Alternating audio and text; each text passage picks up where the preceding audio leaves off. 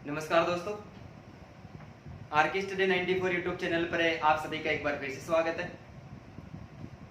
सभी को good afternoon. दोस्तों, मनोविज्ञान में मॉडल पेपर सोल्व कर रहे थे और एक और मॉडल पेपर लेकर मैं आज आपके सामने फिर से उपस्थित हुआ हूं। हमारा ये प्रोग्राम है, ये आगे तक चलता ही रहेगा, कभी बंद नहीं होने वाला है। कोई कभी काम वगैरह हो जाए तो अलग बात है।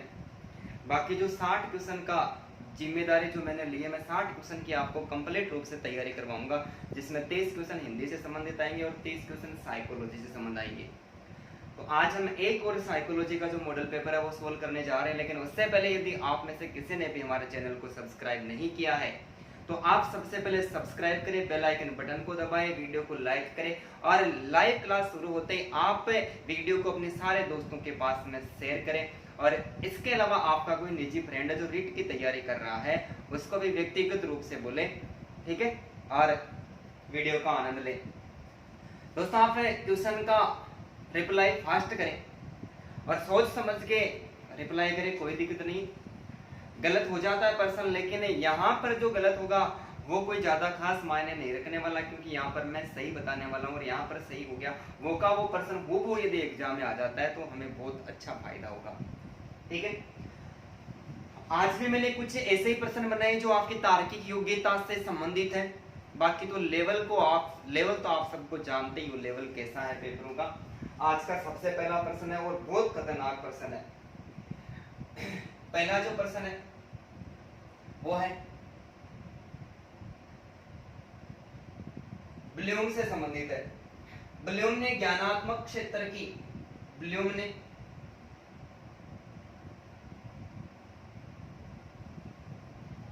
ज्ञानात्मक क्षेत्र की 6 श्रेणियों को जटिलता के आधार पर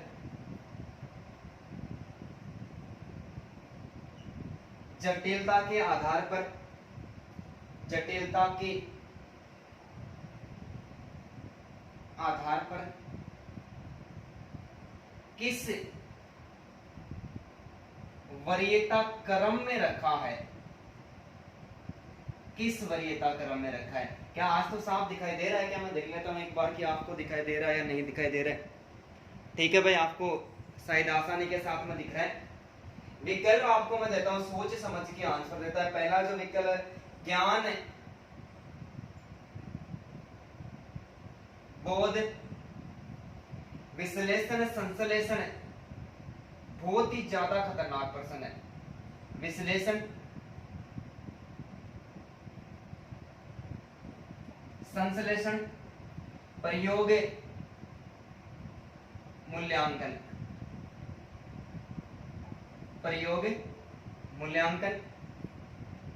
दूसरा जो विकल्प है वो है ज्ञान,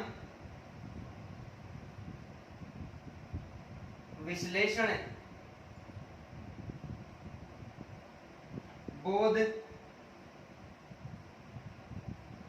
मूल्यांकन,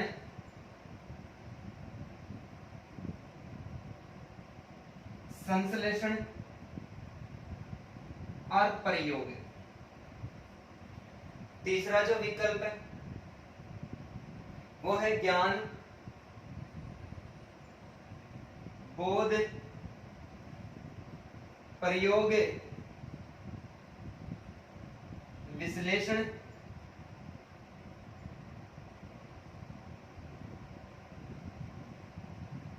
संश्लेषण और मूल्यांकन,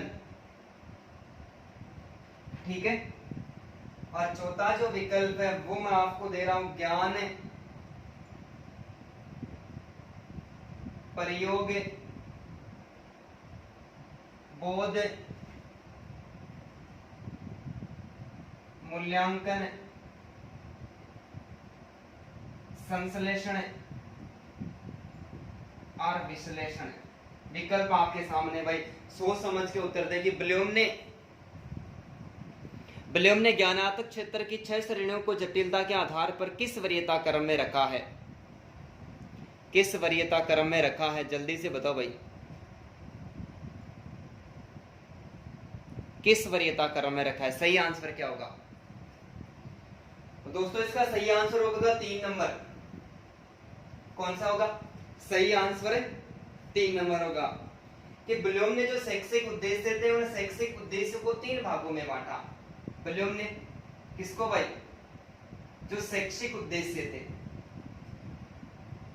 शैक्षिक उद्देश्यों को 3 भागों में बांटा। सबसे पहला था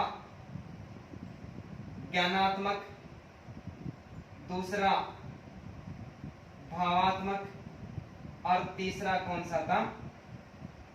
क्रियात्मक। ठीक है, ज्ञानात्मक, भावात्मक और क्रियात्मक। ज्ञानात्मक उद्देश्य थे, इन ज्ञानात्मक उद्देश्यों का जो प्रतिपादन है वो 1956 ईस्वी में ब्लूम के द्वारा किया गया। किसके द्वारा किया गया? ब्लूम के द्वारा किया गया। भावात्मक उद्देश्य थे, उन भावात्मक उद्देश्यों का जो प्रतिपादन है वो 1964 ईस्वी में। कब? 1964 ईस्वी में। 64 ईस्वी में ब्लूम के साथ में एक था मसीहा और मसीहा के साथ में एक था क्रथवाल। इन तीनों ने मिलकर शिक्षण के भावात्मक उद्देश्यों का प्रतिपादन किया। और 1969 ईस्वी में 1969 ईस्वी में ब्लूम और ब्लूम के साथ में सिम्पसन, ब्लूम और ब्लूम के साथ में कौन था भाई? सिम्पसन था।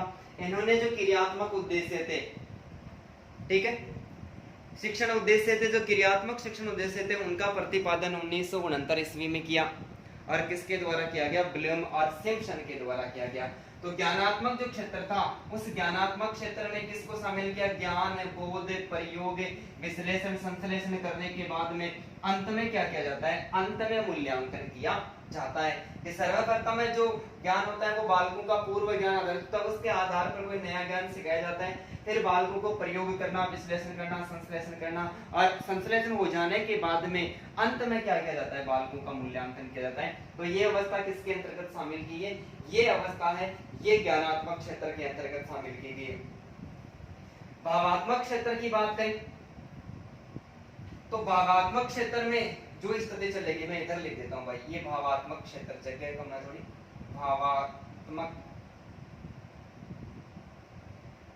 भावात्मक जो क्रम निर्धारित किए उसमें सबसे पहले स्वीकार किए आग्रहण।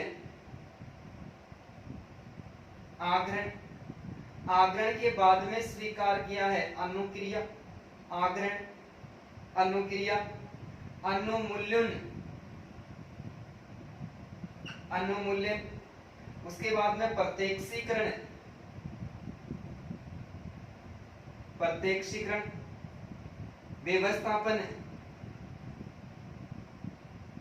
व्यवस्थापन और लास्ट में चरित्र निर्माण। किसी के बारे में भी पूछ सकता है, मैंने बहुत सारे यहाँ पर देखो 6-7 प्रश्न बता दिए। क्रियात्मक जो परीक्षण है, इस क्रियात्मक परीक्षण के अंतर्गत उन्होंने स्वीकार किया उद्दीपन के बाद में कार्य करना, कार्य करने के बाद में नियंत्रण, नियंत्रण के बाद में समायोजन, समायोजन के बाद में स्वाभाविकरण,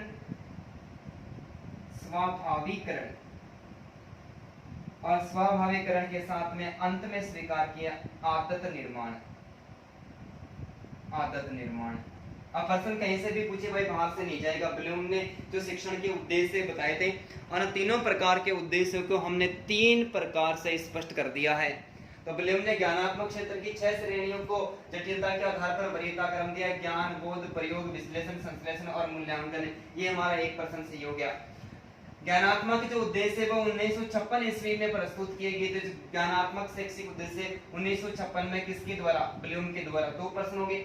तीसरा प्रश्न, भावात्मक उद्देश्य को 1964 में ब्लूम, मसीहा और क्रथवाल के द्वारा प्रतिपादित किया। और इनका जो क्रम है वो कैसे चलता है? आग्रहण, अनुक्रिया, अनुमूलन, प्रत्यक्षीकरण, व्यवस्थापन और अंत में चरित्र निर्माण। भाई सुनकर लिखने ना, यदि दिखाई नहीं दे रहा है तो। क्रियात्मक उद्देश्य को 1969 ईस्वी में ब्लूम और सिम्पसन के द्वारा प्रतिपादित किया। और क्रियात्मक परीक्षणों का जो क्रम कैसे चलता है? उद्दीपन, कार्य करना, नियंत्रण, समायोजन, स्वाभाविकरण और आदत निर्माण।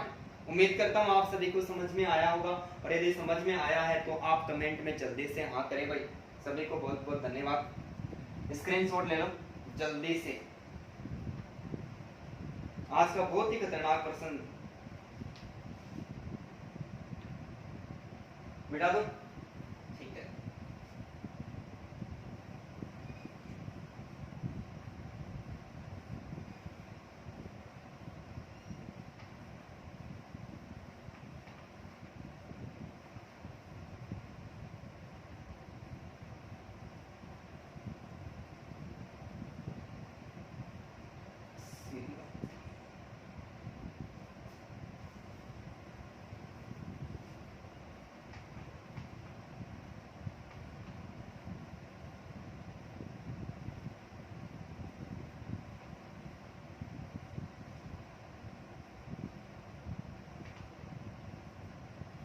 ठीक है भाई, आज का दूसरा जो प्रश्न है वो आपकी मानसिक योग्यता के आधार पर है। सभी को आंसर देना है, सोच समझ के आंसर देना है। आज का दूसरा प्रश्न है मानसिक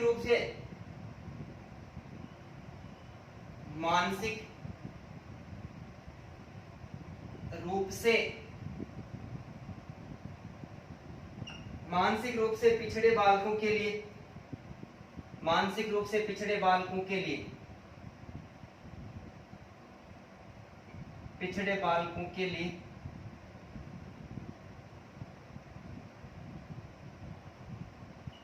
कौन सी व्यूहरचना, कौन सी व्यूहरचना अधिक उपयुक्त है?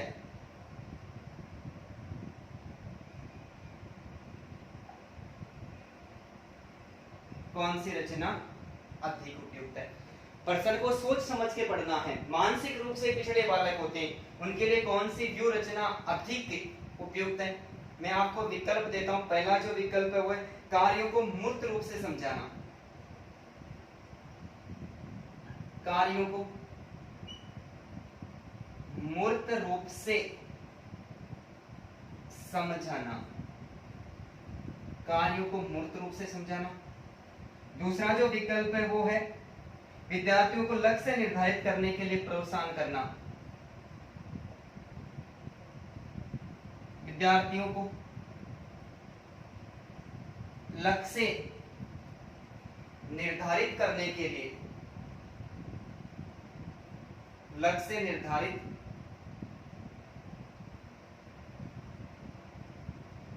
करने के लिए प्रोत्साहित करना। तीसरा विकल्प मैं आपको देता हूं स्व अध्याय के अवसर प्रदान करना, स्व अध्याय के अवसर प्रदान करना। और चौथा जो विकल्प मैं आपको देता हूं सहयोग के लिए,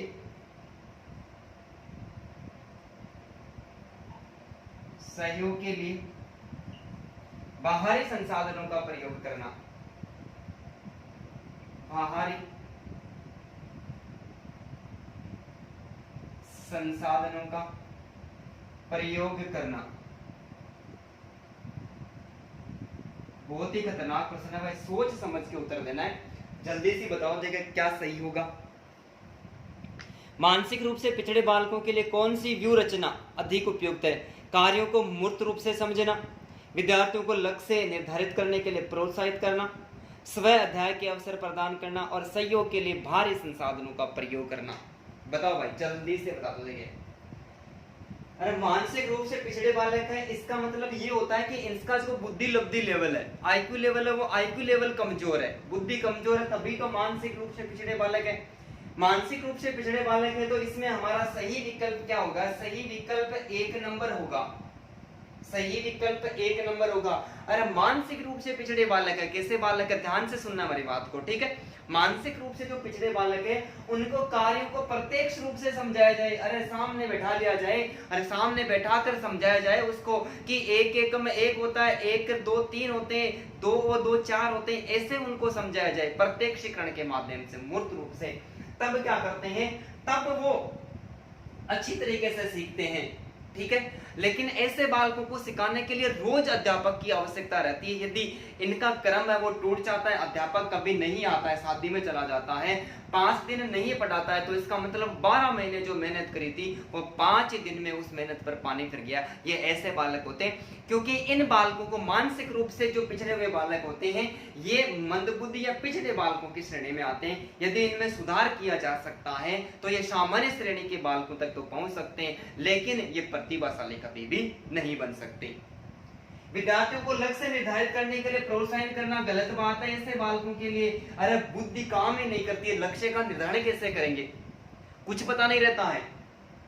स्व अध्याय के अवसर प्रदान करना, 5 दिन जब टीचर नहीं आए तो 12 महीने की मेहनत पर ये पानी फेर सकते हैं, तो कोई फायदा नहीं है। 3 नंबर का विकल्प हमारा गलत है। और सहयोग के लिए भारी संसाधनों का प्रयोग करना, यानी कोई यही नहीं पता है कि कोई भी चित्र सामने दे दे और बोल दे कि इसमें इसको अलग अलग तरीके से बनाओ, तो वो नहीं बना सकते। भारी संसाधनों का प्रयोग करना इसके बस की बात नहीं है। तो हमारा 1 नंबर का विकल्प क्या हो गया, सही हो गया। ठीक है भाई, आज का हमारा तीसरा प्रश्न है।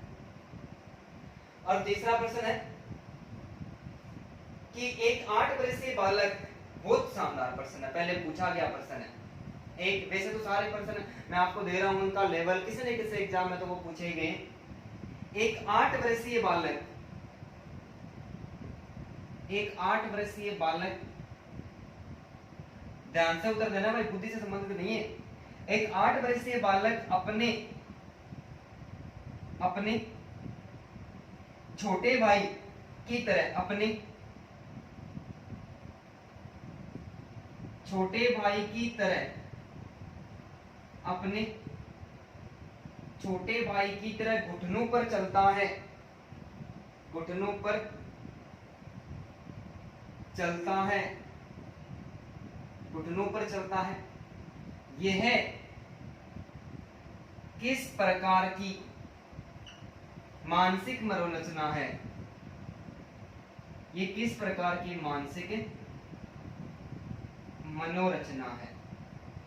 ठीक है, प्रश्न को ध्यानपूर्वक पढ़ना है कि एक 8 वर्षीय बालक अपने छोटे भाई की तरह घुटनों पर चलता है, किस प्रकार की मानसिक मनोरचना में। विकल्प आपको दे रहा हूं। विकल्प पहला है प्रतिगमन, दूसरा विकल्प है युक्तिकरण,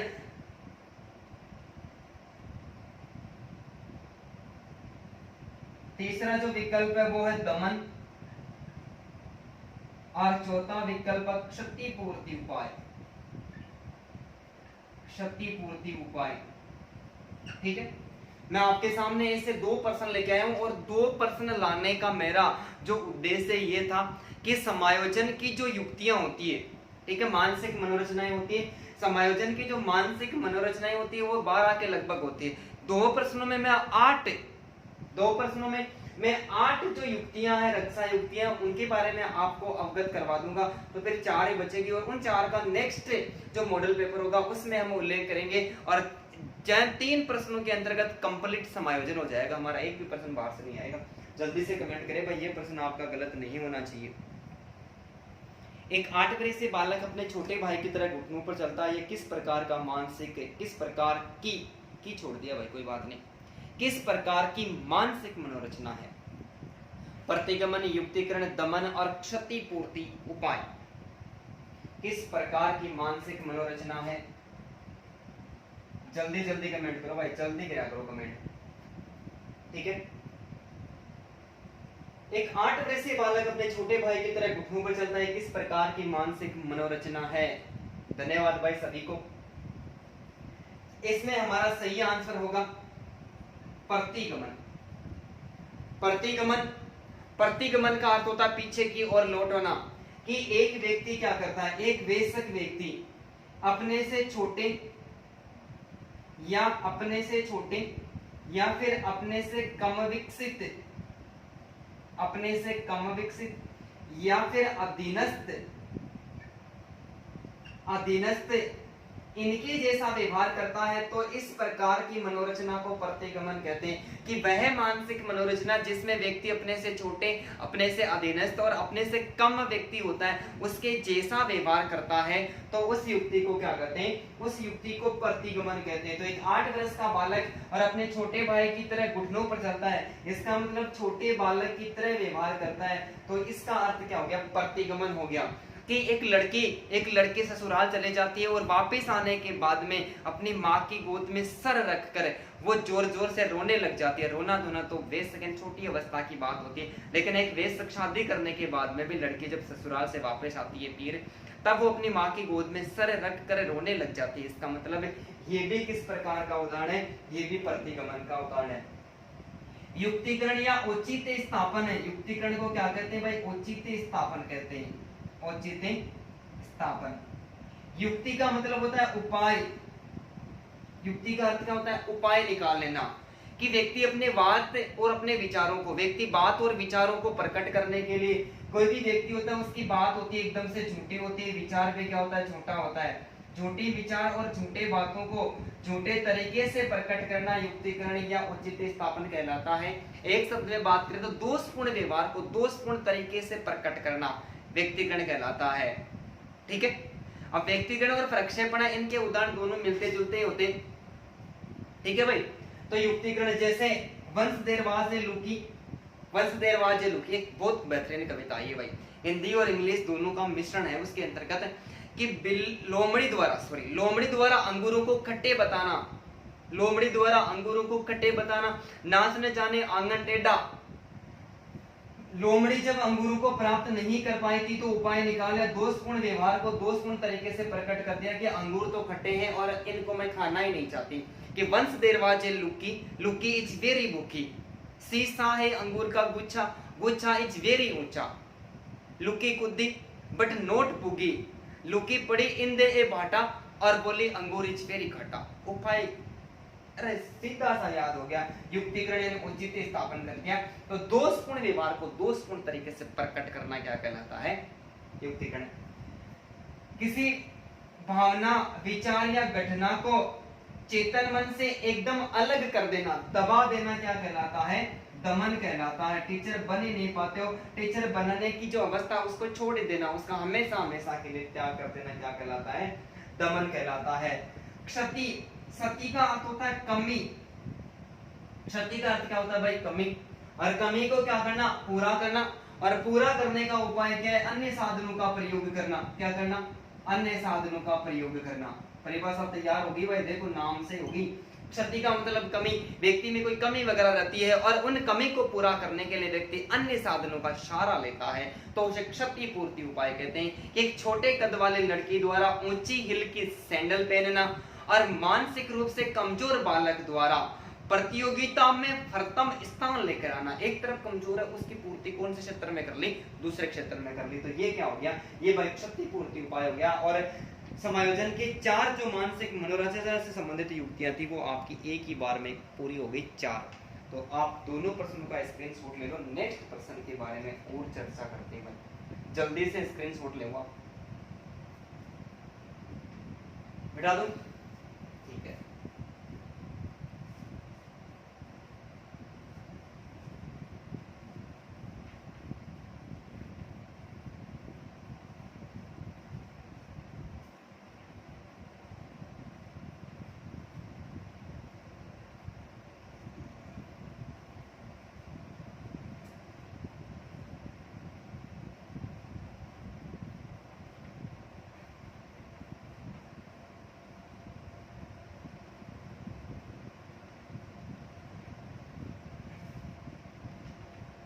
आज का प्रश्न संख्या 4 और प्रश्न संख्या 4 भी भाई समायोजन से संबंधित ही है।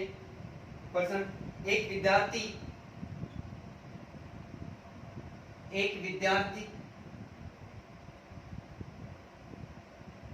रिट की प्रवेश परीक्षा देता है, प्रवेश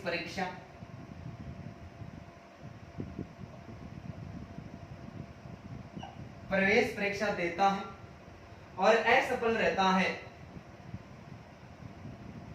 और असफल रहता है, असफल रहता है। ठीक है, एक विद्यार्थी रिट की प्रवेश परीक्षा देता है और असफल रहता है, असफल रहता है, वह सबसे कहता है, वह सबसे कहता है, वह सबसे कहता है कि, वह सबसे कहता है कि मैं अध्यापक बनना ही नहीं चाहता हूं, सबसे कहता है कि मैं अध्यापक बनना ही नहीं चाहता हूं, वह सबसे कहता है कि मैं अध्यापक बनना ही नहीं चाहता हूं। यह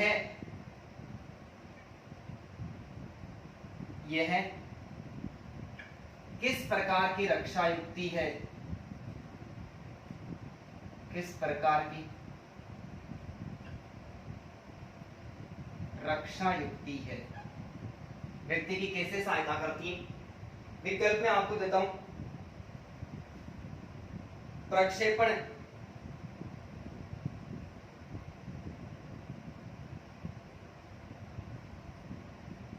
शोधन,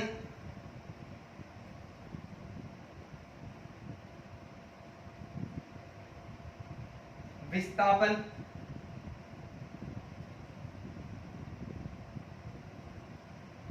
आत्मीकरण। बताओ, देखिए प्रश्न को ध्यान पूर्वक पढ़ के उत्तर देना है भाई, बहुत ही खतरनाक प्रश्न है कि एक विद्यार्थी रिट की प्रवेश परीक्षा देता है और असफल रहता है, वह सबसे कहता है कि मैं अध्यापक बनना ही नहीं चाहता हूं, ये किस प्रकार की रक्षा युक्ति है। विकल्प आपके सामने, जल्दी से कमेंट करें भाई, चलो देखें जल्दी जल्दी कमेंट।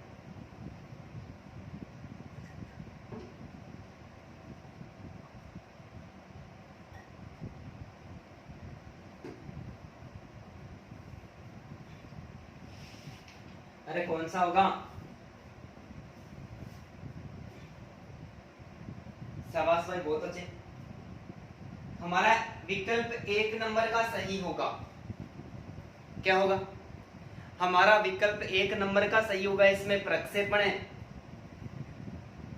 अरे कमी किसकी रहती है, कमी स्वयं की रहती है और स्वयं की कमी को दूसरों पर निकालते रहते हैं। क्या करते हैं, स्वयं की कमी को दूसरों पर थोप कर और हम संतुष्टि प्राप्त कर लेते हैं, वो क्या कहलाता है, वो प्रक्षेपण कहलाता है। तो एक विद्यार्थी रिट की परीक्षा प्रवेश परीक्षा देता है और उसमें असफल होता है, असफल तो खुद हुआ है और दोष किस पर लगा रहा, दोष सामने वाली स्थिति पर लगा रहा है कि मैं अध्यापक बनना ही नहीं चाहता, तो ये क्या कहलाता है, ये प्रक्षेपण कहलाता है। अन्य उदाहरण में आपको बता रहा हूं कि जलालुद्दीन खिलजी द्वारा रणथंभौर के दुर्ग से ये कहते हुए घेराव उठा लेना कि मैं रणथंभौर के दुर्ग को मुसलमान के एक बाल के बराबर समझता हूं। जलालुद्दीन खिलजी द्वारा रणथंभौर के दुर्ग को ये कहते हुए घेराव हटा लेना कि मैं इस दुर्ग को मुसलमान के एक बाल के बराबर समझता हूं। क्यों, क्योंकि जीत ही नहीं जीत पाया तो क्या कर दिया, प्रक्षेपण स्थापित कर दिया कि एक टेनिस खिलाड़ी बार बार अपने बल्ले की तरफ देखकर ये संकेत देता है कि उससे ठीक प्रकार से नहीं खेलने का कारण उसका बेकार सा बल्ला है। अरे बल्ले का क्या दोष है, प्रक्षेपण स्थापित हो गया। नाथ न जाने आंगन टेढ़ा, ये युक्तिकरण के अंतर्गत भी आता है, ये उदाहरण प्रक्षेपण के अंतर्गत आता है। दोनों एक साथ आते हैं तो फर्तम वरीयता प्रक्षेपण को दी जाती है, दोनों के उदाहरण मिलते जुलते ही होते हैं। ठीक है, परीक्षा में असफल होने के बाद में पेपर अच्छा नहीं आया था, पेपर जब एग्जाम थी उसके 10 दिन पहले मैं बीमार हो गया था, 15 दिन तक मैं पढ़ ही नहीं पाया, तो ये प्रक्षेपण स्थापित करना होता है। शोध, पुनः उदात्तीकरण, सब्लिमेशन। शोध का मतलब होता है शोधन कर लेना, शोध का मतलब शोधन कर लेना। शोधन में कि व्यक्ति क्या करता है, एक व्यक्ति अपने जो सभी प्रकार की इच्छाएं होती है, जैसे प्रेमवर्ती और कामवर्ती, प्रेमवर्ती और कामवर्ती, प्रेमवर्ती और कामवर्ती को पूर्ण करने की कोशिश करता है, लेकिन या तो वो असफल हो जाता है या फिर समाज उसके विरोधी हो जाता है। समाज क्या होता है, विरोधी हो जाता है। और समाज विरोधी होने के कारण क्या करता है, वो उस अवस्था में सुधार कर लेता है, उस अवस्था को छोड़कर किसी विशेष कार्य, विशेष क्षेत्र में, इसमें भाई किसी विशेष क्षेत्र में कोई विशेष कार्य करने लग जाता है, विशेष कार्य करने लग जाता है, तो उसे क्या कहते हैं, शोधन कर लेते हैं। जैसे एक प्रेमी का उदाहरण लिख रहा हूं, एक प्रेमी का प्रेम में असफल होने के बाद, एक प्रेमी का प्रेम में असफल होने के बाद गीतकार, संगीतकार है, कवि, लेखक इत्यादि बन जाना, कवि,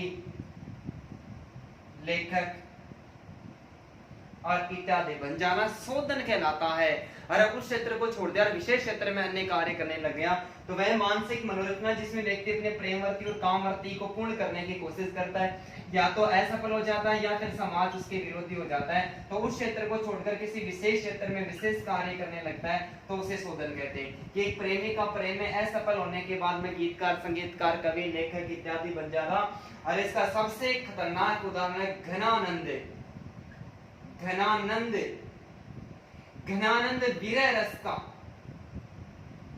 वीरह रस का, वियोग श्रृंगार रस का सर्वश्रेष्ठ कवि माना जाता है। और ये दिल्ली का एक राजा मोहम्मद शाह रंगीले के दरबार में दरबारी कवि था। राजा का नाम था मोहम्मद शाह रंगीले। नाम ही जब रंगीला है तो रंगीला तो था ही ना। एक उसके दरबार में सुंदरी थी जिसका नाम था सुजान। ये एक गणिका थी भाई, गणिका जानते हो ना? यदि जानते हो गणिका तो मेरे को कमेंट करके जरूर बताएं। हिंदी में उसको गणिका कहते हैं, आम बोलचाल की भाषा में क्या कहते हैं, इस बात का आप कमेंट करोगे और कमेंट करके मेरे को जरूर बताओगे। तो ये घनानंद मोहम्मद शाह रंगीले के दरबार में एक दरबारी कवि था और वहां पर एक सुजान नाम की एक सुंदरी थी। उस सुजान नामक सुंदरी से अत्यधिक प्रेम करता था। कौन भाई? ये घनानंद सुजान से प्रेम करता था। और रंगीले, मोहम्मद शाह रंगीले, ये रंगीले भी किसके प्रेम में पागल था? ये सुजान के प्रेम में पागल था। अब एक म्यान में दो तलवार तो नहीं आ सकती, या तो वो सुजान से प्रेम करे या फिर मोहम्मद शाह रंगीले से प्रेम करे या फिर घनानंद से प्रेम करे, लेकिन ये दोनों से प्रेम करने लगी। और गणिका का अर्थ होता वेश्या। ठीक है, अब क्या हुआ? एक दिन सुजान ने घनानंद से प्रश्न पूछ लिया कि तू मेरे लिए क्या कर सकता है, कि मैं तेरे लिए चांद तारे तोड़ दूं, मैं हर स्थिति को तेरी तरफ मोड़ दूं। अरे इतना झूठ काफी है या मैं फिर थोड़ा और बोल दूं? तो क्या कर सकूं? बोले मैं। बोले पक्का? बोले आज जब राज दरबार में दोपहर में जब सभा बुलाई जाए तो उस सभा में क्या करना है, तू राजा की तरफ पीठ करके बैठेगा और मेरी तरफ मुंह करके यदि तू गायन प्रस्तुत करेगा तो मैं समझूंगी तू मेरे से सच्चा प्यार करता है, नहीं तो मैं कुछ नहीं समझूंगी। सुजान ने, प्यार अंधा होता है। प्यार कैसा होता है? प्यार अंधा होता है। ठीक है, अंधा था, प्यार में ये भी पूरी तरह से अंधा हो गया। इसलिए क्या किया कि राजा की तरफ मुंह करके नहीं बैठा, पीठ करके बैठा और सुजान की तरफ मुंह करके बैठा। राजा ने पीछे से लात मारी और कहा कि मेरे राज्य की जहां तक सीमा है वहां तक तू रुकेगा ही नहीं, उसके बाहर तेरे को आसरा लेना पड़ेगा, मेरे राज्य में तू रह नहीं सकता। इसका मतलब देश निकाला दे दिया उसको। तब सुजान ने कहा कि चल तू मेरे साथ। राजा ने तो मेरे निकाल दिया। बोले तू राज दरबार में काम करता था तब तक तो तेरे पास में सब कुछ था, आज क्या तेरे पास में कुछ भी नहीं, इसलिए मैं रंगीले को छोड़कर, मैं तो रंगीले के साथ में रंगना चाहती थी, इसलिए मैं तेरे को छोड़ना चाहती थी, इसलिए मैं, तू जा। बोले मैं नहीं जा सकती।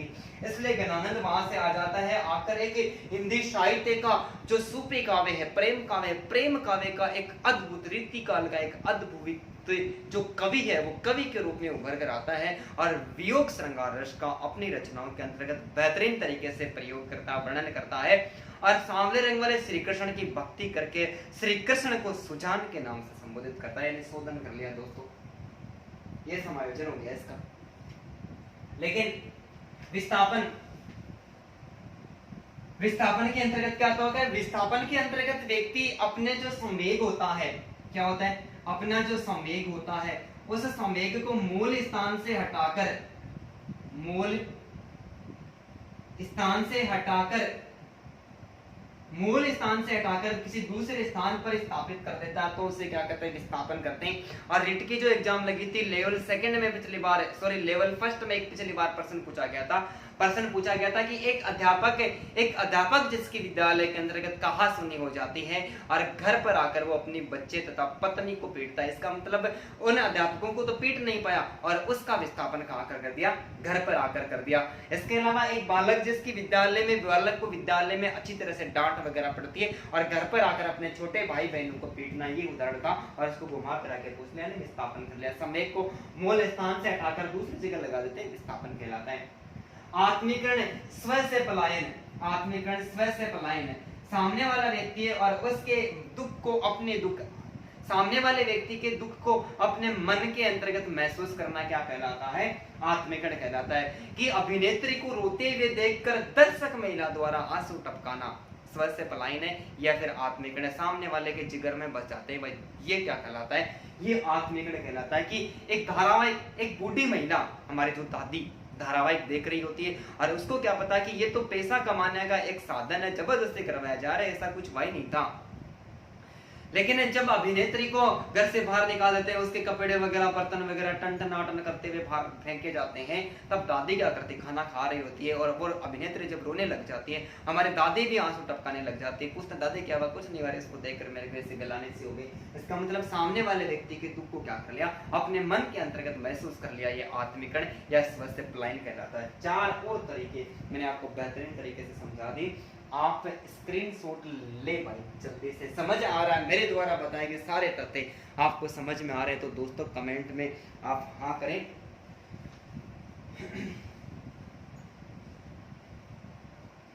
ठीक है भाई, मिटा दूं, ले लिया स्क्रीनशॉट।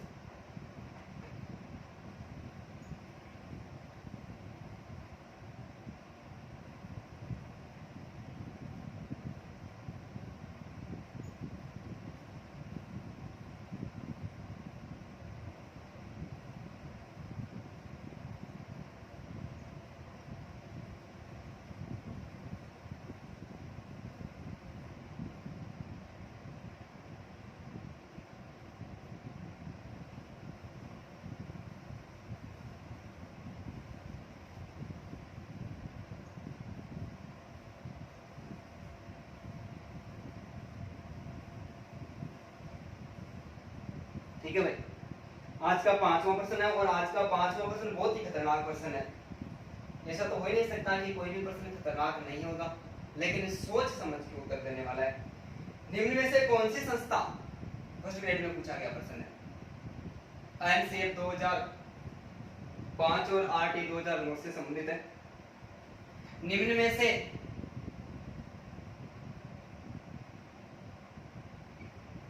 कौन सी संस्था, निम्न में से कौन सी संस्था प्रशिक्षण नियमावली, प्रशिक्षण नियमावली तथा कार्यक्रमों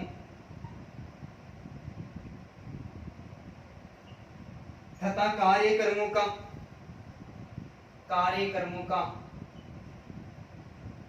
विकलांगता पुनर्वास, कार्यक्रमों का विकलांगता पुनर्वास के क्षेत्र में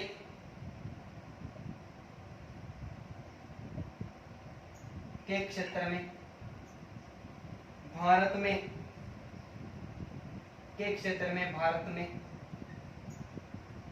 क्रियान्वयन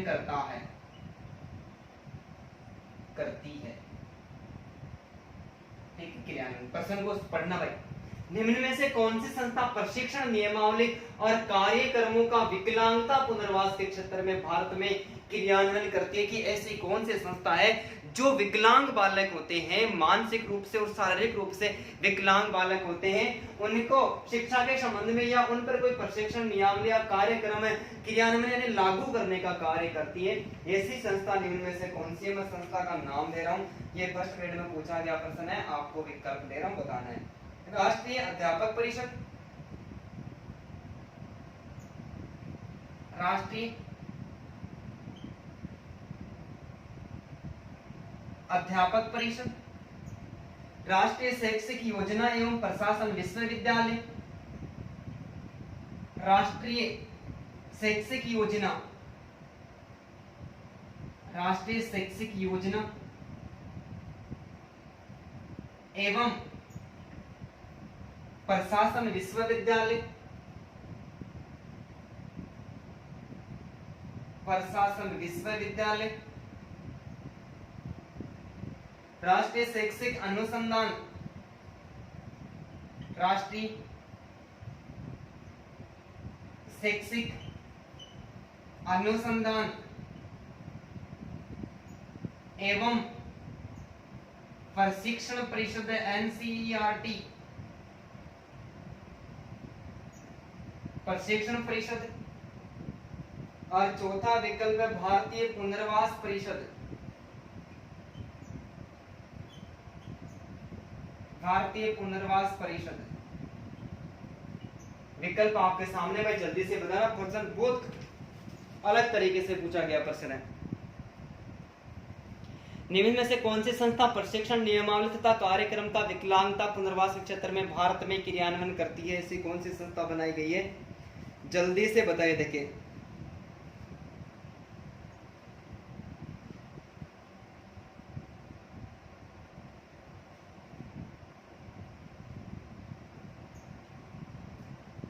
ठीक है भाई, धन्यवाद सभी को। इसका हमारा सही आंसर हो जाएगा 4 नंबर का।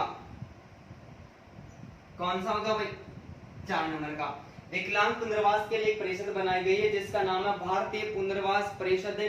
और भारतीय पुनर्वास परिषद है, इसकी स्थापना 1976 ईस्वी में, 1976 ईस्वी में नई दिल्ली में की गई थी भाई। कहां पर की गई थी? नई दिल्ली के अंतर्गत। दिल्ली या नई दिल्ली दोनों विकल्प आ जाए कोई दिक्कत नहीं, एक ही विकल्प में आएगा, दिल्ली आएगा या फिर नई दिल्ली आएगा।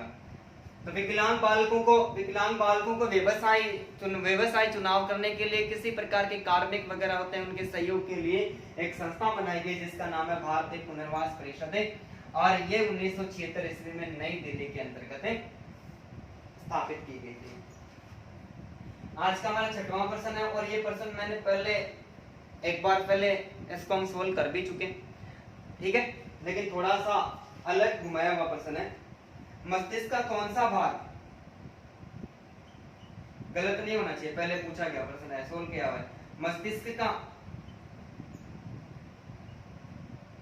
कौन सा भाग वलकुट से निकलने वाले सभी प्रेरक संकेतों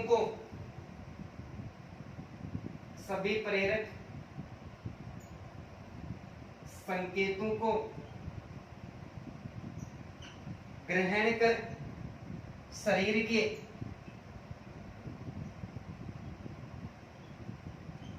उपयुक्त भागों में भेजता है। पढ़ाया हुआ प्रश्न है, जल्दी से इसका आंसर ही दे दो। देखिए सीधे से, थैलेमस,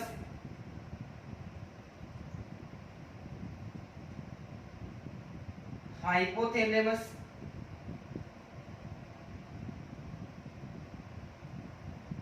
थैलेमस, हाइपोथैलेमस, प्रमस्तिष्क,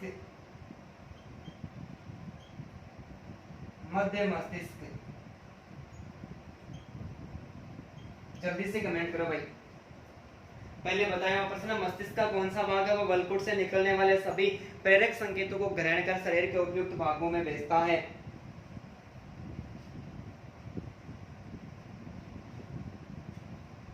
इसका सही आंसर क्या हो जाएगा भाई? इसका सही आंसर है 1 नंबर हो जाएगा।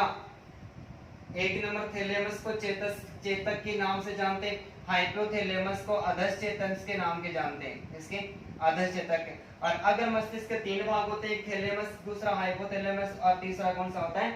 परमस्तिष्क होता है। ये मध्य मस्तिष्क होता है। ये एक और प्रश्न मैंने तैयार किया, उसका अभी थोड़ी देर में चर्चा करेंगे। ये जो मध्य मस्तिष्क होता है, ये जो अपना अगर मस्तक और जो पश्चिम मस्तक होता है उन दोनों के बीच में होता है और इन दोनों को जोड़ने का कार्य करता है, वो क्या कहलाता है, वो मध्य मस्तिष्क कहलाता है भाई। तो सभी प्रकार के संवेग वगैरह जो उपस्थित होते हैं वो कहाँ पर होते हैं, पर मस्तिष्क में होते हैं। पर मस्तिष्क को वलकुट के नाम से जाना जाता है और वलकुट से निकलने के बाद में जो थैलेमस होता है ये क्या करता है, ये थैलेमस यानी अर्थात चेतक है, ये क्या करता है, ये प्रेरक संकेतों को ग्रहण कर शरीर के अन्य भागों में भेजता है। तो मैं ऐसा कह सकता हूँ कि ये जो एक थैलेमस होता है ये एक स्टेशन की तरह काम करता है, ये रेडियो स्टेशन की तरह काम करता है कि रेडियो या टीवी का जो एक स्टेशन होता है और एक ही स्टेशन से क्या किया जाता है, समाचार है वो संपूर्ण देश के अलग अलग भागों में पहुंचा दिया जाता है। ठीक उसी प्रकार का कार्य किसके द्वारा किया जाता है, ये चेतक या थैलेमस के द्वारा किया जाता है। मैं उम्मीद करता हूँ कि आपको आसानी के साथ में समझ में आया होगा। यदि समझ में आया है तो आप दोनों प्रश्नों का एक बार फिर से स्क्रीनशॉट ले ले भाई, मिटा दूं।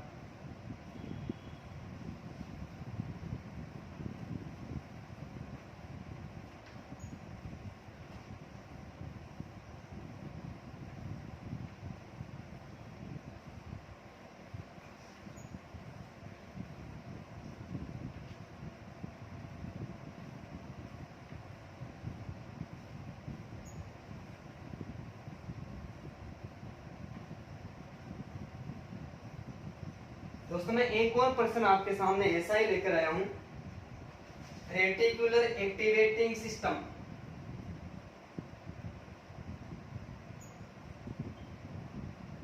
रेटिकुलर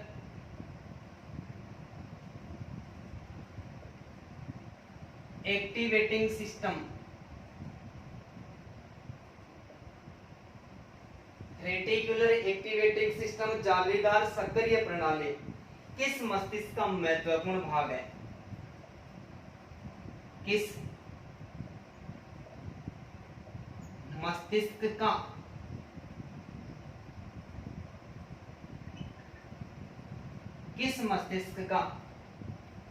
महत्वपूर्ण भाग है।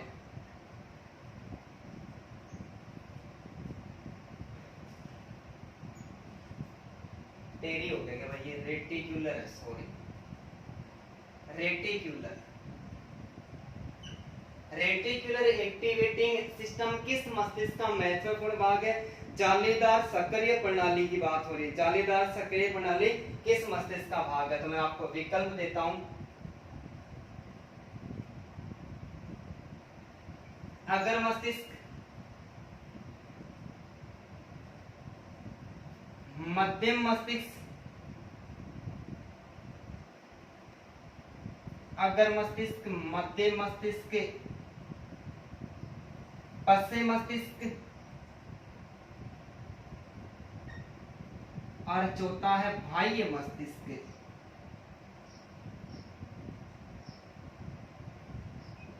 बाह्य मस्तिष्क बताइए, देखिए भाई विकल्प आपके सामने, जल्दी से कमेंट करें। रेटिकुलर एक्टिवेटिंग सिस्टम किस मस्तिष्क का महत्वपूर्ण भाग है, अगर मस्तिष्क, मध्य मस्तिष्क, पश्चिम मस्तिष्क और बाह्य मस्तिष्क, जल्दी से कमेंट करके बताओ। देखें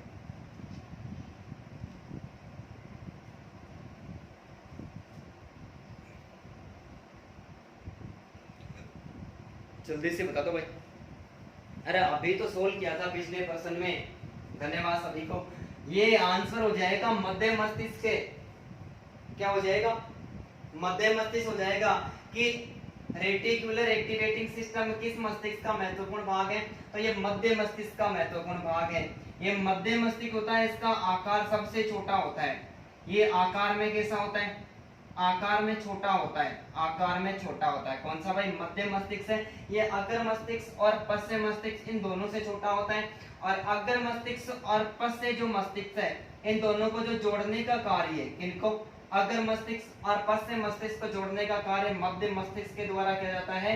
और एक व्यक्ति की जो देखने, जिसको चाक्षुष कहते हैं, चाक्षु, और स्वर्ण यानी सुनने संबंधी जो ज्ञानेंद्रियां होती है उन पर कंट्रोल और संचालन है वो किसके द्वारा किया जाता है, वो मध्य मस्तिष्क के द्वारा किया जाता है। चाक्षु को श्रवण यानी सुनने और देखने संबंधी, सुनने एवं देखने संबंधी जितनी प्रकार की गतिविधियां होती है, ग्रंथियां होती है, उन पर नियंत्रण और संचालन किसके द्वारा किया जाता है, ये संचालन है वो मध्य मस्तिष्क के द्वारा किया जाता है और इस मध्य मस्तिष्क को रेटिकुलर एक्टिवेटिंग सिस्टम के नाम से जाना जाता है और ये सिस्टम किसका भाग है? ये मध्य मस्तिष्क का भाग माना जाता है। उम्मीद करता हूँ कि बात समझ में आ गई होगी। एक बार फिर से बता देता हूँ कि रेटिकुलर एक्टिवेटिंग सिस्टम जालीदार जो प्रणाली है, जालीदार सक्रिय प्रणाली, ये मध्य मस्तिष्क का भाग है। मध्य मस्तिष्क आकार में छोटा होता है, अगर मस्तिष्क और पश्चिम मस्तिष्क दोनों को जोड़ने का कार्य करता है। अगर मस्तिष्क के बारे में हम पहले भी चर्चा कर चुके हैं। और चाक्षु को श्रवण, सुनने संबंधी और देखने संबंधी सभी प्रकार की स्थितियां हैं, उसका संचालन और नियंत्रण किसके द्वारा किया जाता है? मध्य मस्तिष्क के द्वारा किया जाता है। ठीक है, तो आज का ये कितना परसेंट सोल्व हो गया भाई? आज का ये 7वां परसेंट सोल्व हो गया। ठीक है, ये 7वां। 8वां प्रश्न मैं लिख रहा हूं, सोच समझ के उत्तर देना है। बहुत ही खतरनाक प्रश्न है, आपकी खुद की मेंटल एबिलिटी से संबंधित है भाई। प्रत्येक कक्षा के अंत में प्रत्येक कक्षा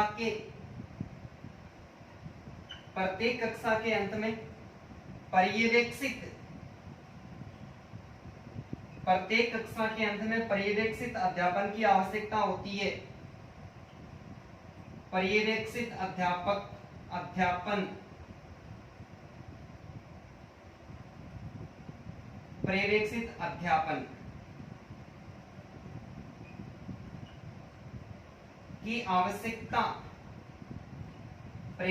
अध्यापन की आवश्यकता होती है,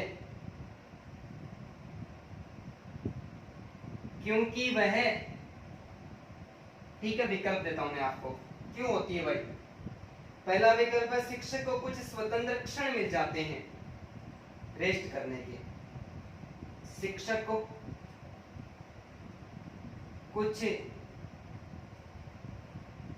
स्वतंत्र क्षण मिल जाते हैं, स्वतंत्र क्षण मिल जाते हैं।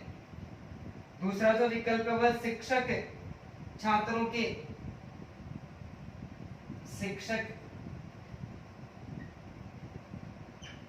के गृह कार्यों का निरीक्षण कर लेते हैं, गृह कार्य का निरीक्षण कर लेता है।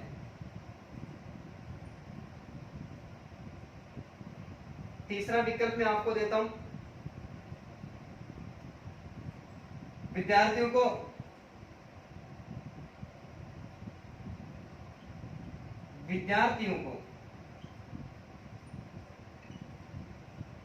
गृह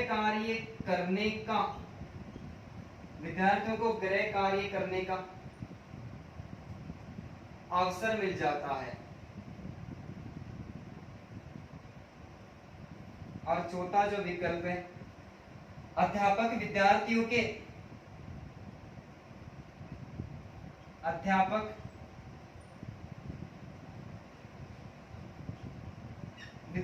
के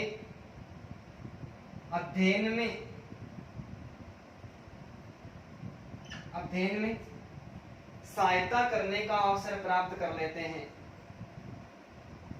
सहायता करने का अवसर प्राप्त कर लेते हैं। विकल्प आपके सामने 4 भाई, जल्दी से कमेंट करो, इस टाइम मैं थोड़ी साइड डाल देता हूँ, कम होगी। प्रश्न गलत नहीं होना चाहिए किसी का भी। कमेंट करके जल्दी जल्दी बताओ दे।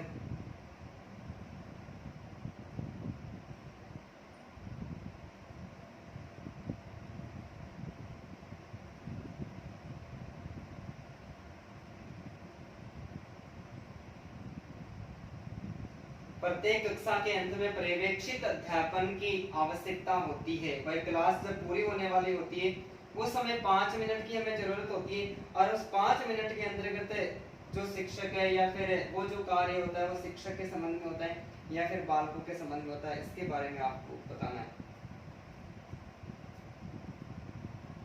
तो इसका सही जो विकल्प हो जाएगा वो 4 नंबर हो जाएगा। और जो भी स्टूडेंट कमेंट करके अपना सहयोग दे रहा है वो धन्यवाद का पात्र है, जो नहीं दे रहे वो भी बहुत बहुत धन्यवाद के पात्र है।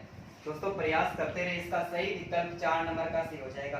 ये प्रत्येक कक्षा में पर्यवेक्षित यानी निरीक्षण की बात हो रही है। पर्यवेक्षक किसको कहते हैं? निरीक्षण को कहते हैं। निरीक्षण अध्यापन की क्यों आवश्यकता होती है? पर्यवेक्षित अध्यापक की आवश्यकता, अध्यापन की आवश्यकता क्यों होती है? तो शिक्षक को कुछ स्वतंत्र क्षण मिल जाते हैं। अरे सारा शिक्षक यही सोचते हैं क्या मैं नहीं पढ़ा हूँ, निठल्ला बैठा रहा हूँ, ये बात सही नहीं है। शिक्षक छात्रों के गृह कार्यों का निरीक्षण करता है। गृह कार्य तो घर पर करके लाते हैं, उसका निरीक्षण करने की कहाँ आवश्यकता है? विद्यार्थियों को गृह कार्य करने का अवसर मिल जाता है, बात ये जाती है, लेकिन ये बात सही नहीं कर रही, सही बात को प्रभावित नहीं कर रही है कि विद्यार्थियों को जो गृह कार्य है वो घर पर करना चाहिए। अध्यापक विद्यार्थी के अध्ययन में सहायता करने का अवसर प्राप्त कर लेते हैं कि उसने जो भी विषय वस्तु पढ़ाई है और जो विषय वस्तु है वो बालकों को समझ में नहीं आई है, तो वो 5 या 10 मिनट का अंत का जो टाइम होता है उसमें क्या कर लेते हैं विद्यार्थी, वापस पूछ लेते हैं। भाई इस आधार पर ये प्रश्न था। दोनों प्रश्नों का स्क्रीनशॉट ले लो। मैं एक और प्रश्न आपके सामने लिख रहा हूँ।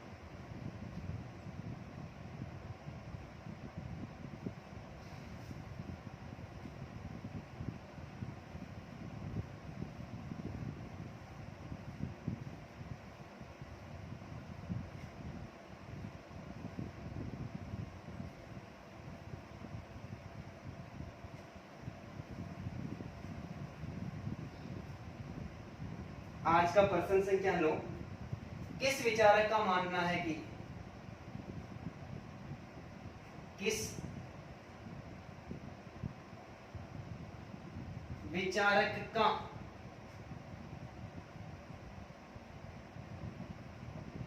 मानना है कि विकास अपेक्षाकृत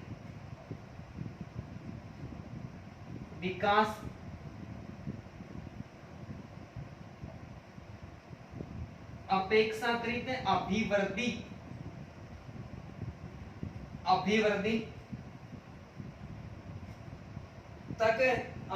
होने तक सीमित नहीं होता। अभिवृद्धि होने तक सीमित नहीं होता है, अपितु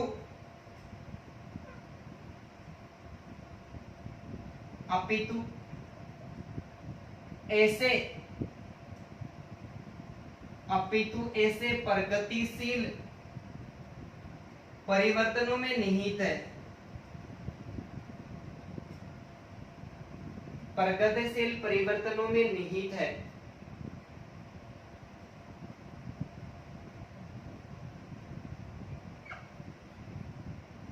जो परिपक्वता के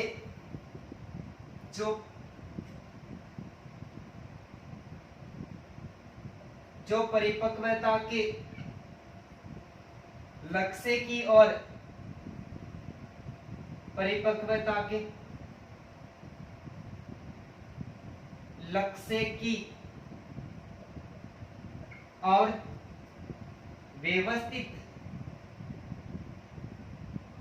व्यवस्थित रूप से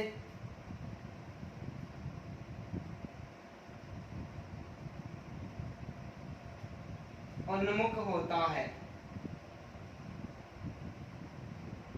प्रश्न बहुत ही खतरनाक है भाई। मैं विकल्प आपको दे रहा हूं, परिभाषा दी हुई है किसी विचारक की।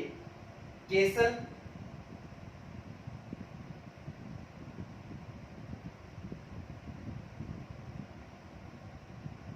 हरलोक, सोरेंस,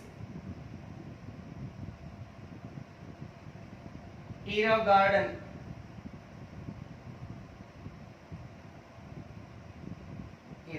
पता है देखिए जल्दी से कि किस विचारक का मानना है कि विकास अपेक्षाकृत अभिवृद्धि होने तक ही सीमित नहीं है, अपितु ऐसे प्रगतिशील परिवर्तनों में निहित है जो परिपक्वता के लक्ष्य की और व्यवस्थित रूप से उन्मुख होता है। इस प्रक्रिया को विकास कहते हैं और ये किस विचारक के द्वारा स्वीकार किया गया है ये आपको जल्दी से बताना है।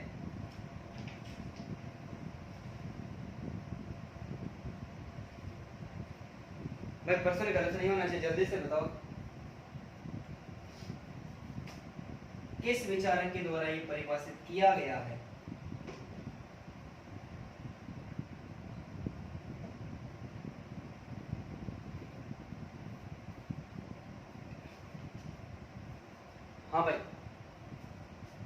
हमारा सही आंसर हो जाएगा नंबर 2, हरलोक। बता सकते हो क्या क्या हरलोक पुरुष था या महिला थी? श्रीमती अलीजा एलिजा बेत हरलोक इसका नाम था, तो आप समझ गए होगा ये पुरुष थी या महिला थी। तो हरलोक का, श्रीमती एलिजाबेथ हरलोक का मानना है कि विकास अभिवृद्धि तक ही सीमित नहीं होता, अपितु ऐसे प्रगतिशील परिवर्तनों में निहित होता है जो परिपक्वता के लक्ष्य की ओर व्यवस्थित रूप से उन्मुख होता है। कि जो एक व्यक्ति का विकास है वो जन्म से लेकर जीवन पर्यंत चलने वाली प्रक्रिया। विकास कैसी प्रक्रिया है भाई? जीवन पर्यंत चलने वाली प्रक्रिया है, अभिवृद्धि होती है। ये अभिवृद्धि तो प्रौढ़ावस्था के प्रारंभ तक ही चलती है कि बालक जब किशोरावस्था को प्राप्त कर लेता है वहां पर जाकर अभिवृद्धि रुक जाती है। कि जैसे 18 वर्ष का बालक है, वो 18 वर्ष का बालक यदि 6 फीट का हो जाता है, ये उसकी अभिवृद्धि है। सोचो कि ये अभिवृद्धि लगातार बढ़ती रहती, 18 वर्ष का बालक 6 फीट का हो जाता, तो सोचो कि आदमी 80 वर्ष तक जीता तो वो कितने फीट का होता। इसका मतलब अभिवृद्धि का रुकना भी जरूरी था। ठीक है, तो अभिवृद्धि क्या होती है? वो किशोरावस्था के अंत तक और प्रौढ़ावस्था के प्रारंभ काल दोनों की जहां से शुरुआत होती है उसको वह संधि के नाम से जाना जाता है, वहां पर जाकर रुक जाती है। ठीक है, गेसल ने जो परिभाषा दी है, गेसल के अनुसार, किसके अनुसार भाई? गेसल ने परिभाषा दी है कि विकास अभिवृद्धि की अपेक्षा अधिक व्यापक है। विकास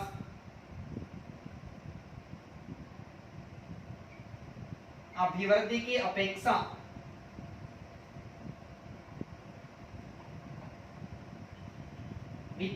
अभिवृद्धि की अपेक्षा अधिक व्यापक है।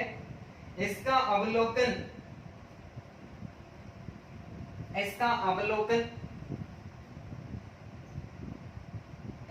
अवलोकन मूल्यांकन एवं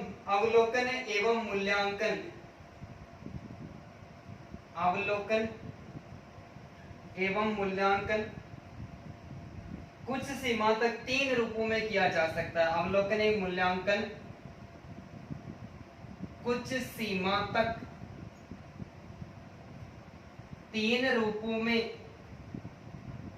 किया जा सकता है। ये किसके द्वारा स्वीकार किया है? ये गेसल के द्वारा स्वीकार किया, जिसमें पहला शरीर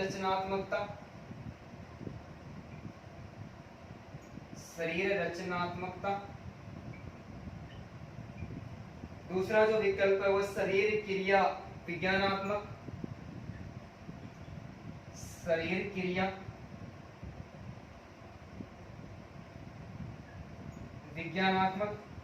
और तीसरा व्यवहारात्मक है।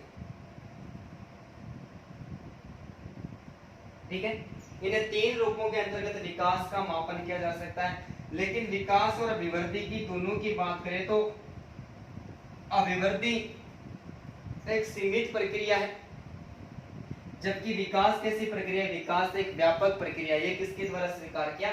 ये गेसल के द्वारा स्वीकार किया गया है। जबकि हर्बर्ट सोरेंस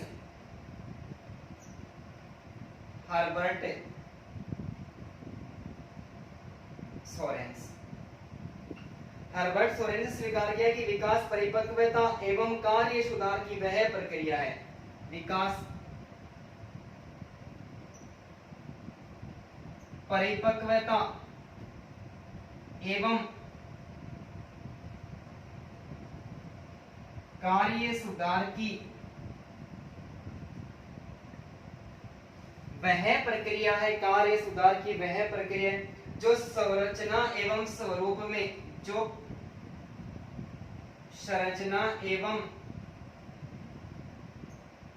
स्वरूप में हो रहे गुणात्मक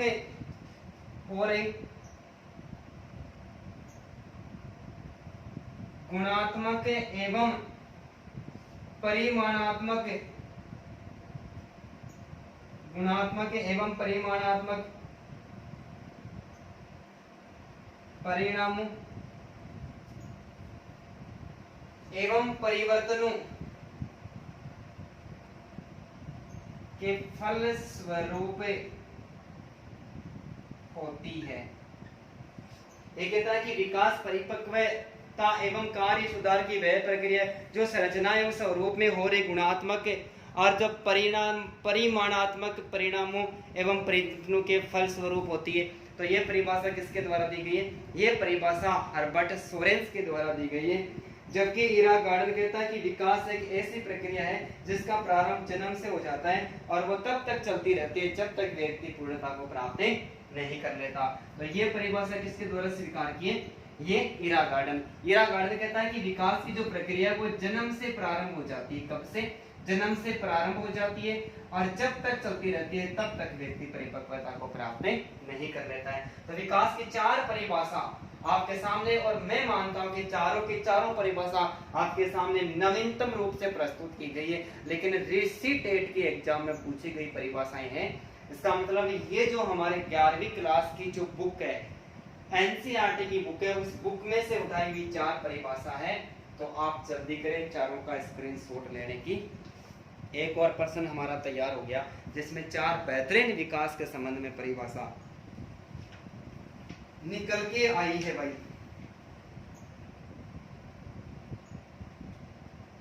बेटा तुम स्क्रीनशॉट ले लिया तो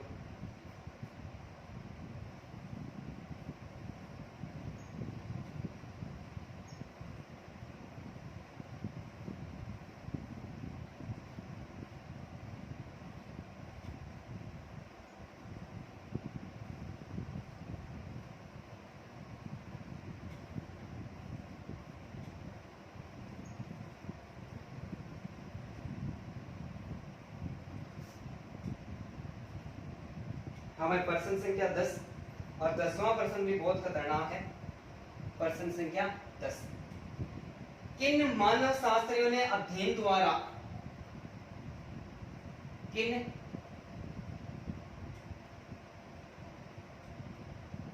मानव शास्त्रियों ने अध्ययन द्वारा यह प्रतिपादित किया कि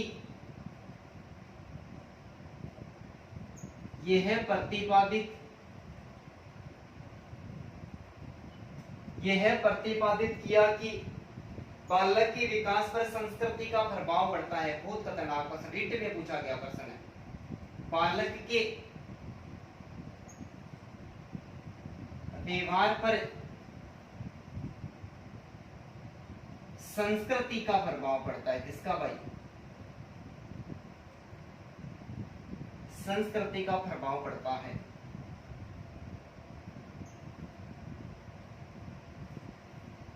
किन मानव शास्त्रियों ने अध्ययन द्वारा यह प्रतिपादित किया कि बालक के व्यवहार पर संस्कृति का प्रभाव पड़ता है? मैं आपको विकल्प देता हूं। मार्केट मीड व बेनेडिक्ट।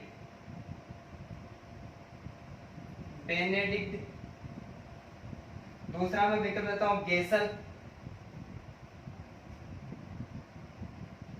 एवं गार्टन।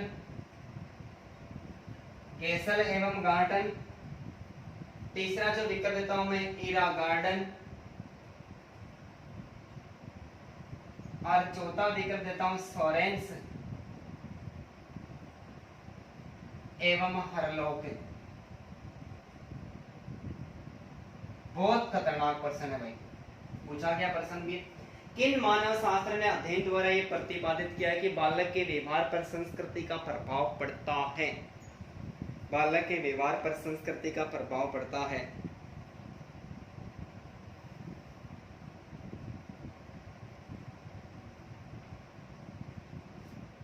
सही आंसर क्या होगा भाई?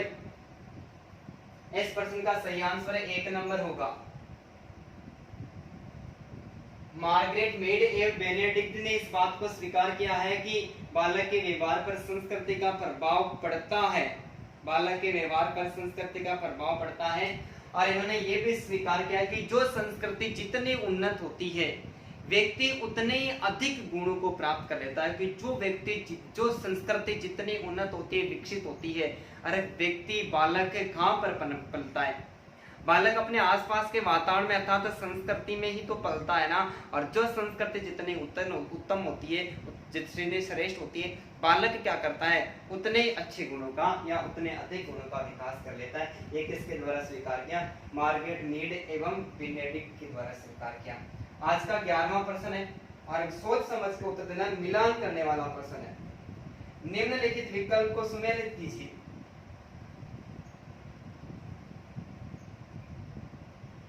निम्नलिखित विकल्प को सुमेलित कीजिए।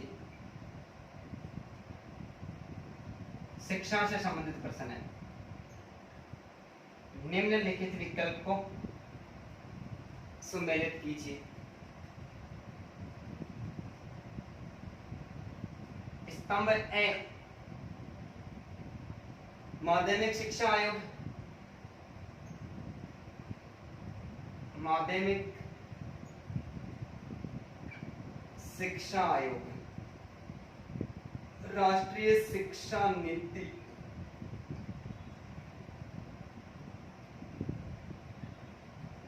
राष्ट्रीय शिक्षा नीति। तीसरा विकल्प है पीओए, प्रोग्राम ऑफ एक्शन,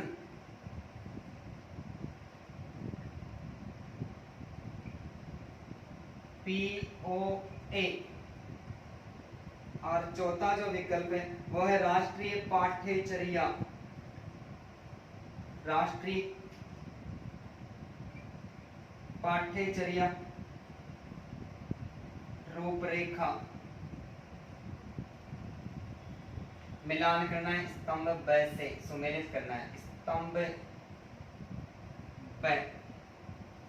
1, 2, 3 और 4 विकल्प मैं आपको देता हूं। 2005, 1992 ईस्वी, 1986 ईस्वी और 1952-53। विकल्प मैं आपको देता हूं 1, 2, 3, 4, 1, 2, 3, 4। दूसरा विकल्प देता हूं 4, 3, 2, 1, 4, 3, 2, 1। तीसरा विकल्प देता हूं 2, 1, 4, 3 और चौथा विकल्प देता हूं 3, 4, 1, 2। बताओ देखिए कौन सा सही होगा भाई। बहुत ही खतरनाक प्रश्न है, फर्स्ट ग्रेड में पूछा गया प्रश्न है, चिंता करने की कोई आवश्यकता नहीं है। एनसीएफ से संबंधित ही प्रश्न है। जब एनसीएफ का अध्ययन करते हैं तब ये पीछे की सारी स्थितियां हमें पढ़नी पड़ती है, क्योंकि पहले भी जो क्या क्या बदलाव हुए थे उसमें सिर्फ 2 प्रश्न पूछे जाते हैं ना। बताओ भाई सही विकल्प क्या होगा हमारा?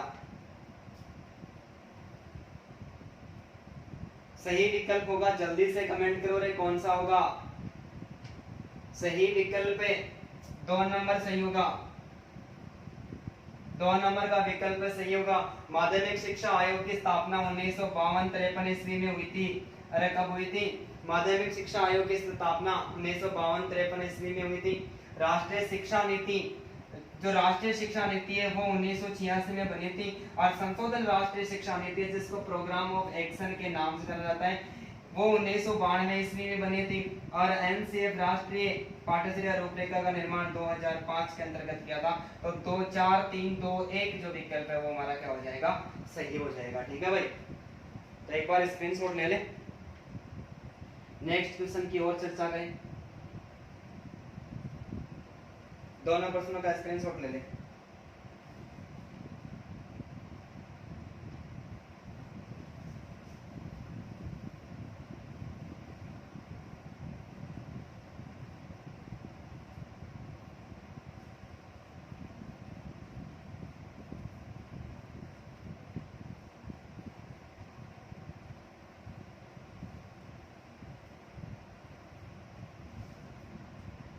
प्रश्न संख्या 12वां जो प्रश्न है वो है कि एनसीएफ 2005 के अनुसार शिक्षक है, सोच समझ के उत्तर देना। एनसीएफ 2005 के अनुसार शिक्षक है, शिक्षक है मतलब शिक्षक कैसी भूमिका निभाता है? नेता की, राजनेता की, अभिनेता की या सुविधा प्रदाता की? बहुत ही खतरनाक प्रश्न है भाई, सबका सही होना चाहिए, गलत किसी का होना ही नहीं चाहिए। जल्दी से कमेंट करके बताना। एनसीएफ 2005 के अनुसार शिक्षक है नेता, राजनेता, अभिनेता एवं सुविधा प्रदाता।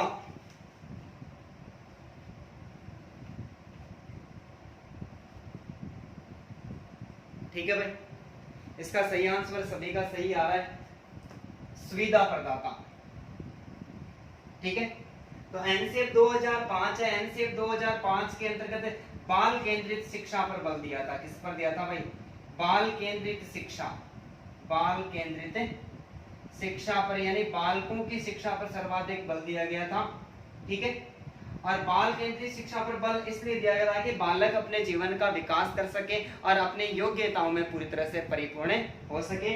इसलिए अध्यापक का जो कार्य होगा वो सुविधा, बालक किसी प्रकार की समस्या आती है तो समस्या का समाधान करने वाला, बालकों का मार्गदर्शन करने वाला या बालकों का पथ प्रदर्शक के रूप में जो भूमिका निभाएगा वो कौन निभाएगा?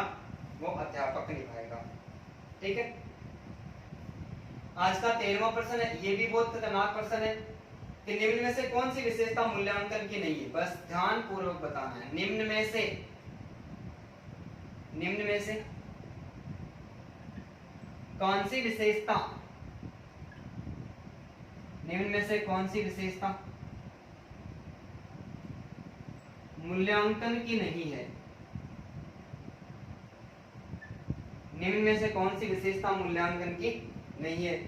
पहला जो विकल्प है मैं देता हूं कि मूल्यांकन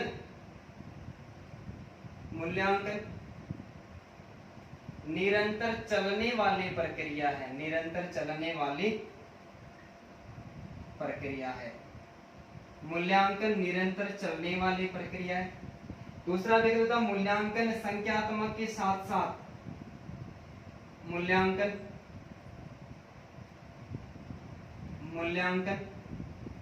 संख्यात्मक के साथ साथ गुणात्मक भी होता है। संख्यात्मक के साथ साथ गुणात्मक भी होता है।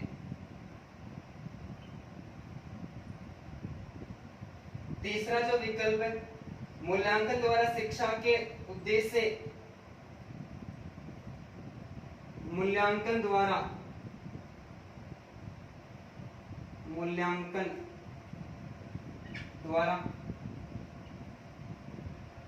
शिक्षा के उद्देश्यों को केंद्रित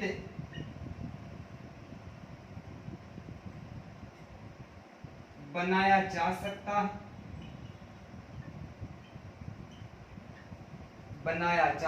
है।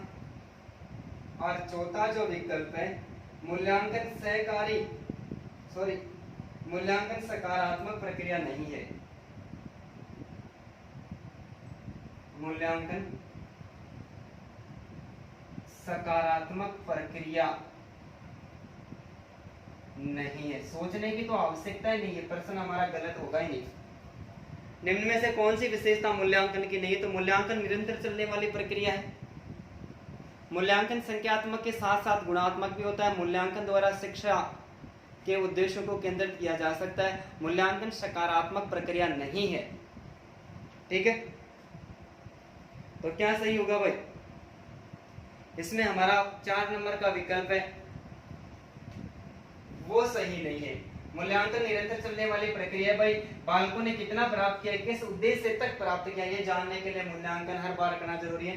मूल्यांकन संख्यात्मक के साथ साथ में गुणात्मक भी होता है। बालक ने कितने प्रकार के गुण है, कैसी उनकी विशेषता है, उनका भी अवलोकन किया जाता है। और मूल्यांकन द्वारा शिक्षा के उद्देश्य को केंद्रित बनाया जाता है। लेकिन मूल्यांकन एक सकारात्मक प्रक्रिया है, यहाँ पर क्या दिया है? नहीं दिया है। इसका मतलब मूल्यांकन कैसी प्रक्रिया है? मूल्यांकन सकारात्मक प्रक्रिया। तो दोनों प्रश्नों का जल्दी से स्क्रीनशॉट ले लो। 2 और प्रश्नों के बारे में चर्चा करते हैं।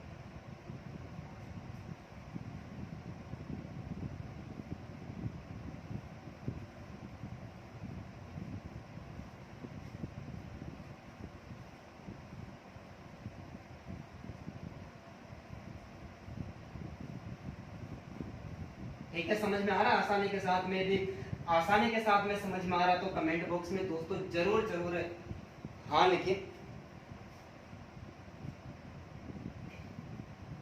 आज का 14वां प्रश्न है, निम्नलिखित विकल्पों को सम्मिलित कीजिए। निम्नलिखित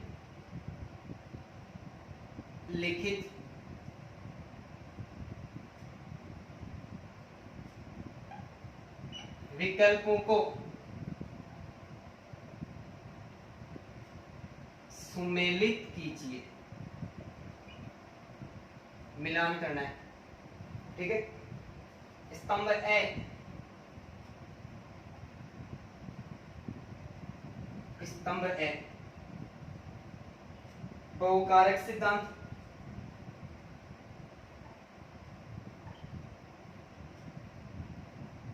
बहुकारक सिद्धांत। दूसरा विकल्प है समूह कारक सिद्धांत,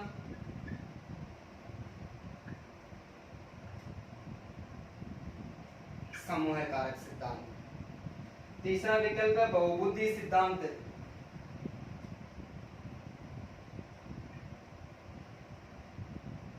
बहुबुद्धि सिद्धांत। और चौथा विकल्प है बुद्धि का प्रतिदर्श सिद्धांत, बुद्धि का प्रतिदर्श सिद्धांत। ठीक है, मिलान तो करना है। स्तंभ विकल्प दे रहा हूं मैं आपको। ठीक है, 4 विकल्प दे रहा हूं मैं आपको।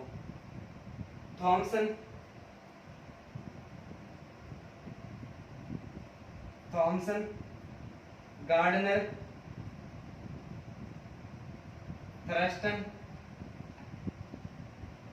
थॉर्नडाइक। विकल्प आपके सामने है, थॉमसन, गार्डनर, थर्स्टन और थॉर्नडाइक। ये विकल्प देता हूं 4 3 2 1, 4 3 2 1।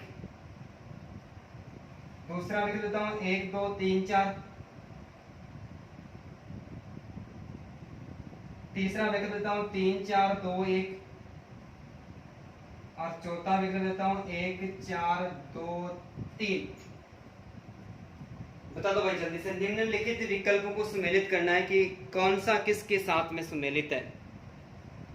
बहुकारक सिद्धांत, समूह कारक सिद्धांत, बहुबुद्धि सिद्धांत और बुद्धि का प्रतिदर्श सिद्धांत। जल्दी से बताओ। देखिए, बुद्धि का बहुकारक सिद्धांत थॉर्नडाइक के द्वारा दिया गया था। इसके द्वारा दिया गया था। बुद्धि का बहुकारक सिद्धांत थॉर्नडाइक के द्वारा दिया गया था और थॉर्नडाइक ने स्वीकार किया था कि बुद्धि अनेक कारकों का योग है। जिस प्रकार थॉर्नडाइक ने अपना जो बुद्धि का बहुकारक सिद्धांत दिया, इस सिद्धांत की तुलना, इसकी जो तुलना है वो बालू के ढेर से की है भाई। बालू के ढेर से, किसकी? बालू के ढेर से। बालू यानी मिट्टी के। जिस प्रकार से एक बालू का, एक मिट्टी का जो ढेर होता है, उस ढेर में जो इतने प्रकार के जो कण पाए जाते हैं, इतने प्रकार के कण यानी तत्व पाए जाते हैं, कारक पाए जाते हैं, वो भी सारे कारक इसके अंतर्गत शामिल है, इस बुद्धि के अंतर्गत शामिल है। इसलिए अपने सिद्धांत को परमाणुवादी सिद्धांत नाम दिया। परमाणुवादी सिद्धांत या फिर बालू का सिद्धांत के नाम से भी जाना जाता है। समूह कारक सिद्धांत है, ये समूह कारक सिद्धांत का प्रयोग है, ये थर्स्टन के द्वारा किया गया था। इसने स्वीकार किया कि बुद्धि में 13 कारक शामिल होते हैं। कितने कारक? 13 कारक। प्राथमिक योग्यता का सिद्धांत है। प्राथमिक मानसिक योग्यता की जो पुस्तक है, प्राथमिक मानसिक योग्यता,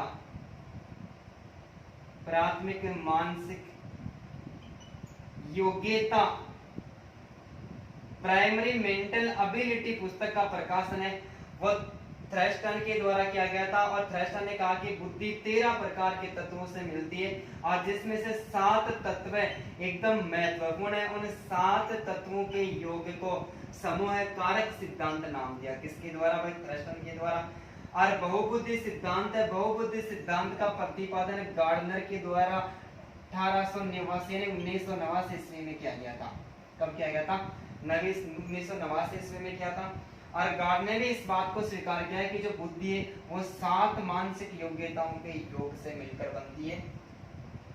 और बुद्धि का प्रतिदर्श सिद्धांत का प्रतिपादन थॉमसन ने किया। सिंपलिंग थ्योरी, सिंपलिंग थ्योरी ये कहता है कि सभी मानसिक योग्यताओं का, एक व्यक्ति की, एक बालक की सभी प्रकार की मानसिक योग्यताएं होती है। बुद्धि के अंतर्गत सभी मानसिक योग्यताओं का थोड़ा थोड़ा सैंपल पाया जाता है और उनका एक प्रतिदर्श बन जाता है। तो बुद्धि का प्रतिदर्श सिद्धांत का जो प्रतिपादन है वो किसके द्वारा किया गया? वो थॉमसन के द्वारा किया गया। ठीक है, तो एक पर्सन का एक बार एक स्क्रीनशॉट ले लें। एक और पर्सन के बारे में हम चर्चा करने वाले हैं जो आज का अंतिम हमारा पर्सन होगा भाई। उम्मीद करता हूँ आप सभी को आज की क्लास भी समझ में आई होगी और आज के पर्सन भी पहले के मॉडल पेपर की तरह आज भी बेहतरीन है। ऐसे तो कोई बात ही नहीं है कि मॉडल पेपर में पर्सन ऐसे अच्छे नहीं होंगे। 15वां पर्सन है और 15वां जो पर्सन है वो उस पर्सन का आंसर आप सभी को सोच समझ के देना है भाई। ठीक है, निम्न में से कौन सी समस्या पिछले बालकों से संबंधित नहीं? प्रश्न बहुत शानदार है। निम्न में से कौन सी समस्या पिछड़े बालकों से संबंधित नहीं है? कौन सी समस्या पिछड़े बालकों से संबंधित नहीं है? पिछड़े बालकों से संबंधित नहीं है। प्रश्न को पढ़ना है, नहीं पूछा है। पहला जो विकल्प है वो है पिछड़े बालकों की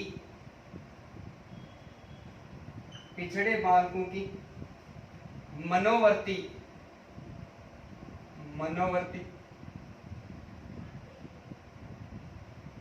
अध्यापक तथा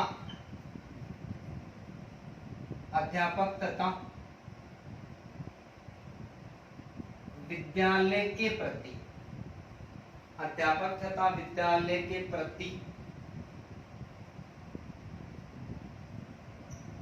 नकारात्मक होती है।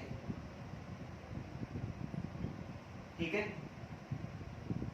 दूसरा विकल्प मैं आपको देता हूं, कक्षा कक्ष में समायोजन नहीं कर पाते हैं। कक्षा कक्ष में समायोजन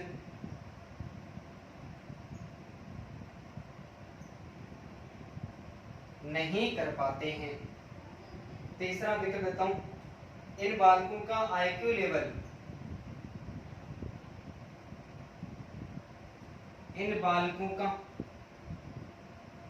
लेवल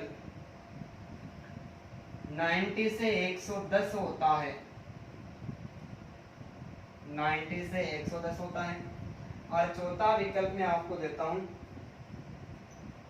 पिछड़े बालक मानसिक रूप से अस्वस्थ होते हैं। पिछड़े बालक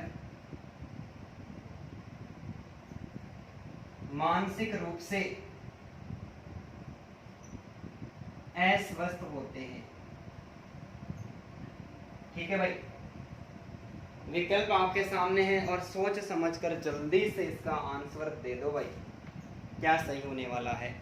कि निम्न में से कौन सी विशेषता पिछड़े बालकों से संबंधित नहीं है? तो पिछड़े बालकों की मनोवर्ती अध्यापक तथा विद्यालय के प्रति नकारात्मक होती है, कक्षा कक्ष में समायोजन नहीं कर पाते हैं, इन बालकों का आईक्यू लेवल 90 से 110 होता है और पिछड़े बालक मानसिक रूप से अस्वस्थ होते हैं। हमारा विकल्प होगा 3 नंबर। इन बालकों का आईक्यू लेवल है वो 90 से लेकर 110 नहीं होता है।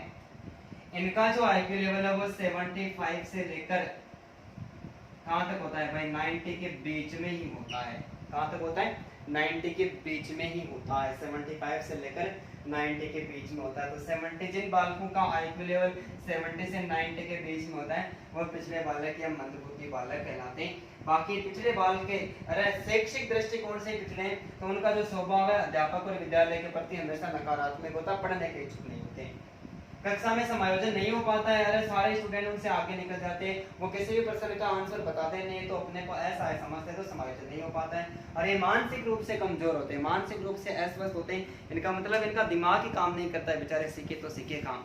ठीक है, तो दोस्तों इस आधार पर हमने एक और मॉडल पेपर को क्या कर लिया है, सोल्व कर लिया है। और आपको यदि वीडियो हमारा बहुत अच्छा लगता है, पर्सन आपको बहुत ही शानदार लगते हैं, तो दोस्तों मैं एक बार आपको फिर से बता देना चाहता हूं कि आप इस मेरे चैनल को सब्सक्राइब करें, बेल आइकन बटन को दबाएं, इस वीडियो को लाइक करें, ज्यादा से ज्यादा शेयर करें, और किसी प्रकार की कमी वगैरह रह जाती है तो आप कमेंट बॉक्स में कमेंट करें। और कल मैं आपके लिए एक और क्लास लेके आ रहा हूँ, क्लास का समय 5 बजे का रहेगा, और कल की जो क्लास है वो सरप्राइज होगी, और कल ट्रेलर आएगा उस क्लास का, कल ट्रेलर आएगा, उसके बाद में आगे फिल्म आती रहेगी। यदि ट्रेलर आपको अच्छा लगे कि ट्रेलर कैसा है, शानदार है या नहीं है, ये हमारे जो रिट का लेवल है उस रिट के लेवल के अकॉर्डिंग है या नहीं है, यदि है तो ही मैं आगे की क्लास बढ़ाऊंगा, यदि नहीं होगा, आपको ऐसा लगेगा कि ये तो क्लास सही नहीं है, तो मैं नहीं पढ़ाऊंगा उसको, मैटर को कोई दूसरा मैटर आगे पढ़ाऊंगा। ठीक है, तो आप कल के लिए भी तैयार है, कल हमारी क्लास 5 बजे ही होगी, और 5 बजने पर आप कल की क्लास आपके लिए खास होने वाली है, सरप्राइज है, इसका मतलब कल ही बताया जाएगा। धन्यवाद सभी को, गुड इवनिंग एक बार फिर से, जय हिंद जय भारत।